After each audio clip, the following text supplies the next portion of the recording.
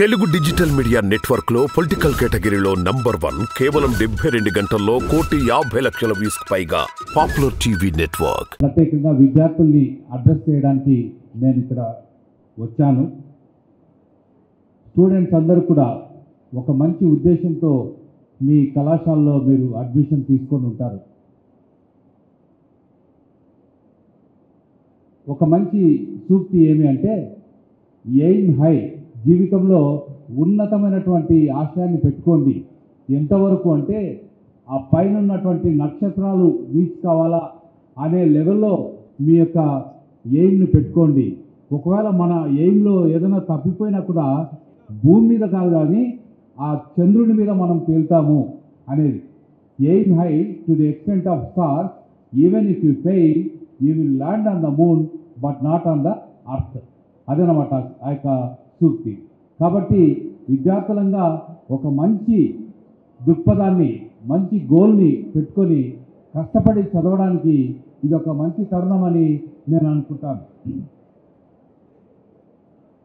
ఒక మంచి విశ్వవిద్యాలయానికి వెళ్తే ఆ విశ్వవిద్యాలయంలో ఫస్ట్ స్టెప్ అలా ఎంట్రన్స్కి వెళ్తూ ఉంటే ఒక పైన ఒక మంచి స్లోగన్ ఉంటుంది.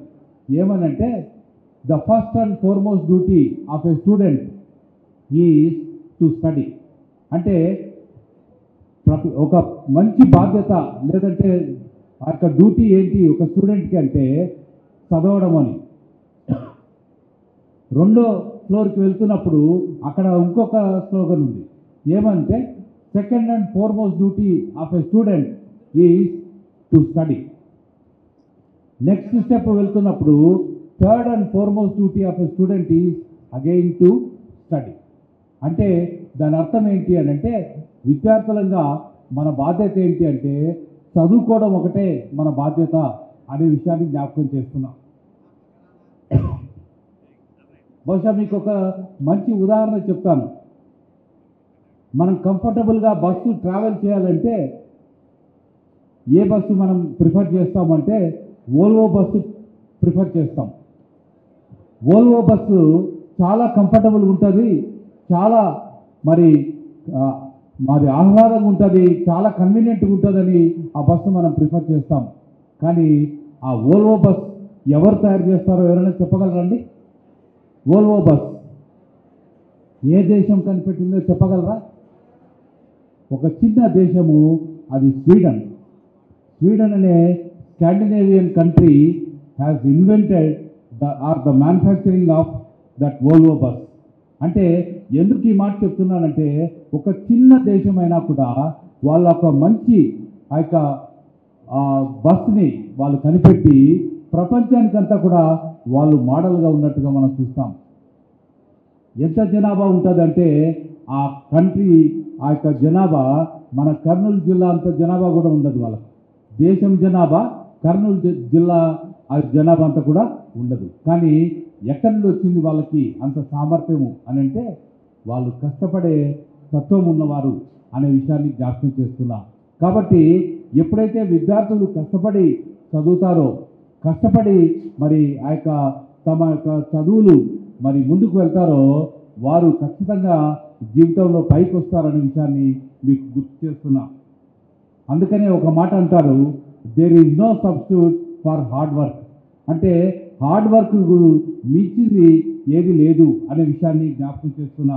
And there is no short cut to the success అనే విషయాన్ని జ్ఞాపకం చేస్తున్నా. అన్నిటికంటే ముఖ్యంగా మరి పాశ్చాత్య దేశాల్లో, అమెరికా దేశం లాంటి దేశంలో చిన్నపిల్లలందరి యొక్క ఎడ్యుకేషన్ మనం చూసినట్లయితే గవర్నమెంట్ ఫ్రీ ఎడ్యుకేషన్ ఇస్తుంది. కారణం ఏంటి అంటే అందరూ కూడా చదువుకోవాలి, అందరూ కూడా ఉన్నత స్థితికి రావాలి అని. బహుశా అలాంటి ప్రయత్నాలు మరి ప్రస్తుతం మరి ఈ గవర్నమెంట్ కూడా చేస్తున్నది. కాబట్టి మనకి ఏదైతే మరి ఈ యొక్క మంచి విద్యార్థులకు అవసరం, మీరు బాగా చదువుకోవాలి, ఉన్నత స్థితికి రావాలి, ఉన్నటువంటి ప్రతి అవకాశాన్ని అందిపుచ్చుకోవాలి, మరి మంచి స్థితిలోకి మీరు రావాలని మీ తల్లిదండ్రులు కోరుకుంటున్నారు. బహుశా మరి అందరూ కూడా కోరుకుంటున్నారనే విషయాన్ని జ్ఞాపకం చేసుకుంటూ మీ మీద ఉన్నటువంటి గురుతర బాధ్యత అయినటువంటి చదువును జాగ్రత్తగా చదువుకొని మంచి స్థితికి రావాలని నేను కోరుకుంటున్నా. ప్రపంచం అంతట్లో కూడా ఒక ఉన్నతమైనటువంటి ఒక ఇన్స్టిట్యూట్, ఇంజనీరింగ్ ఇన్స్టిట్యూట్ ఒకటి ఉందండి. మీకు సులభంగా అర్థమయ్యేదానికి చెప్తాను. అది మాసాచ్యూట్స్ ఇన్స్టిట్యూట్ ఆఫ్ టెక్నాలజీ అని. అది ప్రపంచంలోనే నంబర్ 1 ఇంజనీరింగ్ యూనివర్సిటీ. ఆ యూనివర్సిటీలో అడ్మిషన్ కావాలి అంటే జిఆర్ఈ అనే ఒక ఎగ్జామ్ రాయాలి. బహుశా మీలో చాలామంది ఇంకా రాబోయే దినాలు రాస్తారని నేను అనుకుంటున్నా. జిఆర్ఈ అంటే గ్రాడ్యుయేట్ రికార్డ్ ఎగ్జామ్ అనే ఆ ఎగ్జాము ప్రజలందరూ కూడా రాయాలి. ఆ ఎగ్జాము మరి ప్రపంచమంతా కూడా సంవత్సరానికి దాదాపు 8 సార్లు కండక్ట్ చేస్తారు. ఆ ఎగ్జామ్కి ఎన్ని మార్కులు ఉంటాయంటే 340 మార్కులు ఉంటాయి. 340 మార్కులకి ప్రపంచమంతా దాదాపు 8 సార్లు సంవత్సరానికి ఆ టెస్ట్ జరిపిస్తారు. ఆ మార్కులు బేస్ చేసుకొని ఆ ఎంఐటీలో అడ్మిషన్స్ ఇస్తారు. ఒకసారి నేను వెళ్ళి ఆ యూనివర్సిటీ ఆఫీసర్ని అడిగాను, ఏంటి మీకు ఏ అడ్మిషన్ ప్రాసెస్ ఏంటి అని అంటే, ఆ జిఆర్ఈలో వచ్చిన మార్కుల ఆధారంగా వాళ్ళకు మేము అడ్మిషన్ ఇస్తాము అన్నారు.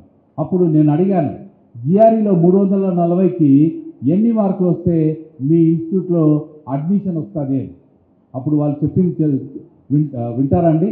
వాళ్ళు చెప్పింది ఏంటంటే 340కి 340 వచ్చిన వాళ్ళకు మాత్రమే మేము అడ్మిషన్ ఇస్తాము అని. అంటే ఎంత కాంపిటీషన్ ఉంటుంది అని.